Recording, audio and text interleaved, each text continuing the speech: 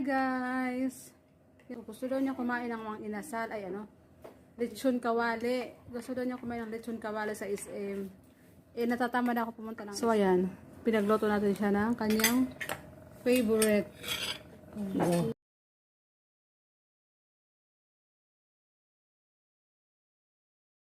Buto-buto ng ano, yan o, diba? Doble-doble yung ano niya, carbohydrates guys. Kanya Alexa. Maya daw Alexa. Mayroon si Alexa syempre. Mawawala ba yan sa Alexa? Ito kay Alexa oh. Mawawala ba yan si Alexa? Meron yan siya oh, diba? Alam na alam niya talaga. Hindi mo talaga yan maano sa Alexa kasi maganda yung pandinig niyan. Alam niya talaga na meron siya.